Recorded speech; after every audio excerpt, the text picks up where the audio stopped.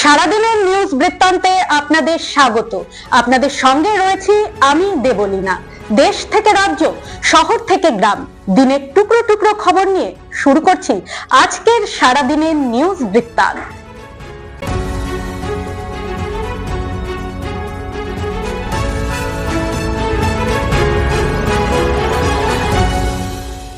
সারাদিনের নিউজ বৃত্তান্ত নিবেদন করছেন পেন জুয়েলার্স, সোনা যা সর্বক্ষণের। Agnishwar jewellers, NS road, Raiganj. Shri Dhaka jewellers, আভিজাত্যের গয়না। ত্রিনয়নী জ্যোতিষ কার্যালয়, শ্যামপুর মোড়, দেবীনগর, রায়গঞ্জ। নেশামুক্ত সমাজ করতে Raiganj unity foundation, Rupahar, Raiganj. North বেঙ্গলের সেরা সুপার স্পেশালিটি হাসপাতাল Jibanrekha. Spectrum healthcare diagnostics, Apollo clinic, এখন রায়গঞ্জে।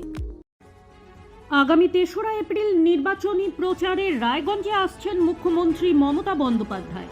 রায়গঞ্জ স্টেডিয়ামে ওই দিন জনসভা করবেন মুখ্যমন্ত্রী। তাই স্টেডিয়াম জুড়ে এখন শেষ মুহূর্তের প্রস্তুতি চলছে। অস্থায়ী হেলিপ্যাড তৈরির কাজ, তৈরি হচ্ছে জনসভা মঞ্চ। পুলিশ প্রশাসনের পক্ষ থেকে নিরাপত্তার বিষয়টিও খতিয়ে দেখা হচ্ছে। মঙ্গলবার সেই প্রস্তুতির সমস্ত দিক সরেজমিনে পরিদর্শন করলেন রায়গঞ্জের তৃণমূল প্রার্থী কৃষ্ণ কল্যাণী। সঙ্গে উপস্থিত ছিলেন পৌর প্রশাসক সন্দীপ বিশ্বাস, অরিন্দম সরকার সহ অন্যান্য আধিকারিকরা। কৃষ্ণ কল্যাণী জানান, মুখ্যমন্ত্রীর জনসভা জনজোয়ারে পরিণত হবে। রায়গঞ্জ শহর, পার্শ্ববর্তী গ্রাম, এমনকি গোটা জেলা থেকে প্রচুর মানুষ আসবেন এই জনসভায়। তাই স্থান সংকুলান একটা বড় চ্যালেঞ্জ প্রশাসনের কাছে। উত্তর দিনাজপুরের মাটিতে নির্বাচনী প্রচার শুরু করলেন তৃণমূলের সেকেন্ড ইন কমান্ড তথা সর্বভারতীয় সাধারণ সম্পাদক অভিষেক ব্যানার্জি। মঙ্গলবার বালুরঘাট থেকে জনসভা সেরে করণদিঘিতে পৌঁছান অভিষেক।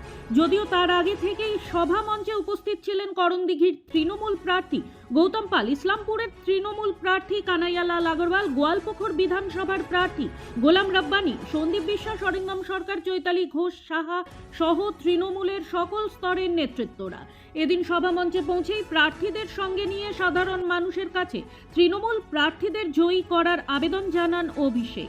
বিভিন্ন সময় তার বক্তব্যে উঠে আসে বিজেপির বিরুদ্ধে আক্রমণ। সভামঞ্চ থেকেই জানান, তৃণমূল যতদিন ক্ষমতায় থাকবে লক্ষ্মীর ভাণ্ডার ততদিন চলবে। আগামী বিধানসভায় তৃণমূল সরকার গড়বে বলে আত্মবিশ্বাসী দেখায় অভিষেক ব্যানার্জিকে। এদিন নির্বাচনী সভা ঘিরে সাধারণ মানুষের মধ্যে উৎসাহ উদ্দীপনা ছিল চোখে পড়ার মতো।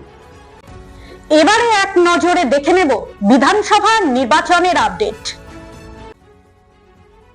রায়গঞ্জ বিধানসভার বিভিন্ন এলাকায় উন্নয়নের কাজ প্রায় সম্পূর্ণ হলেও যে অংশগুলি এখনো বাকি রয়েছে সেগুলিকেও দ্রুত সম্পূর্ণ করার আশ্বাস নিয়ে মানুষের দরবারে পৌঁছে গেলেন তৃণমূল কংগ্রেস প্রার্থী কৃষ্ণ কল্যাণী।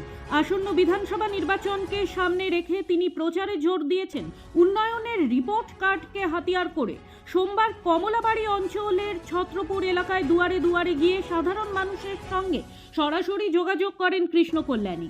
এলাকাবাসীর কাছে তুলে ধরেন গত কয়েক বছরে হওয়া বিভিন্ন উন্নয়নমূলক কাজের খতিয়ান। রাস্তা নির্মাণ, পানীয় জল থেকে শুরু করে বিভিন্ন সামাজিক প্রকল্পের সুবিধা সবকিছুই তার প্রচারের মূল বিষয় হয়ে ওঠে। এদিন মানুষের সঙ্গে কথা বলে তাদের অভাব অভিযোগও শোনেন তিনি এবং বাকি থাকা কাজগুলি দ্রুত সম্পন্ন করার আশ্বাস দেন।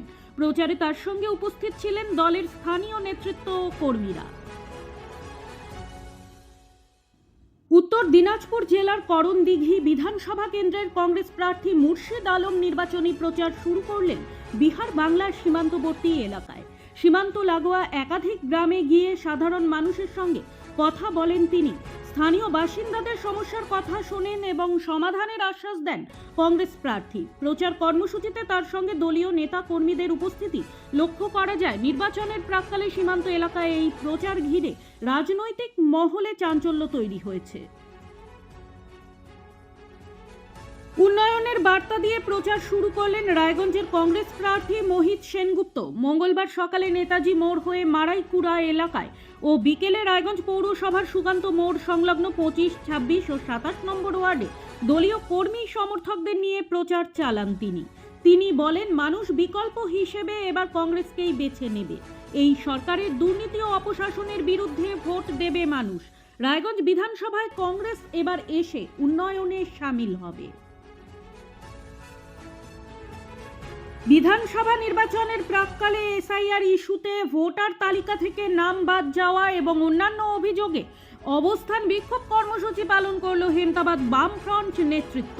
মঙ্গলবার দুপুরে হেমতাবাদ পুরাতন বাসস্ট্যান্ডে অবস্থান বিক্ষোভ এবং প্রতিবাদ কর্মসূচি পালন করা হয়। হেমতাবাদ বিধানসভার প্রার্থী তনুশ্রী দাস, লোকাল এরিয়া কমিটির সম্পাদক হান্নান আলী চৌধুরী সহ অন্যান্য নেতৃত্বরা উপস্থিত ছিলেন এদিনের কর্মসূচিতে। এসআইআর এর নামে হয়রানি বন্ধ করা, যোগ্যদের ভোটাধিকার কেড়ে নেওয়া যাবে না, সব ভোটারের ভোট চাই দাবিতে সরব হন উপস্থিত নেতৃত্বরা।